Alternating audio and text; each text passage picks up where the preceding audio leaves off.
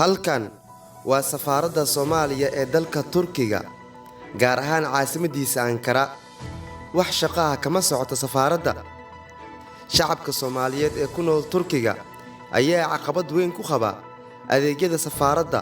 oo si aad ah loogu dhibo muwaadiniinta Soomaalida dadka dhibaatada ku qaba shaqo la'aanta safaaradda waxaa ka mid ah dhalinyarada ardayda ah ee wax ka barata dalka Turkiga kani waa wiil dhalinyaro ah xaqna u leh helista xuquuqdiisa muwaadinimo balse waxaa taas beddelkeedu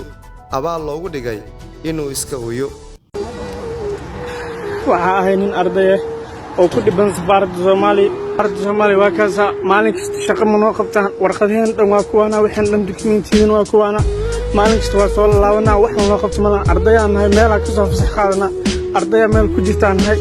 mal noo ogol inaan maalin kasta banaan aadno marka imaanana sahnano ciyaar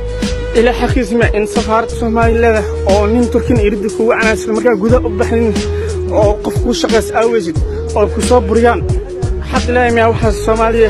هدان ما شغالين شغالين ماشي ما قوانين ده شاقة كنت كشاقة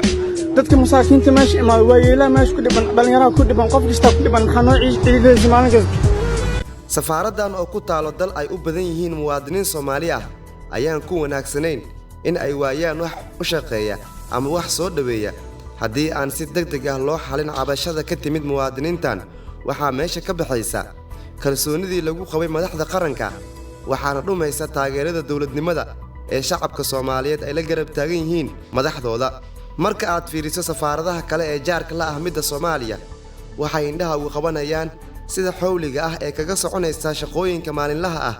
waxaana si wanaagsan loo soo dhaweeyaa muwaadiniinta kale u dhashay wadamada kale hadii aad Turkiga ku nooshahay dib ma ku qabtaa safaaradda Soomaaliya markii aad adeeg u doonatid fadlan qaybta hoose ee commentiga noogu reeb wixii aragti ah muuqaalka na gaarsii walaalo adiga oo kale u wanaagsan waa mahadsantiin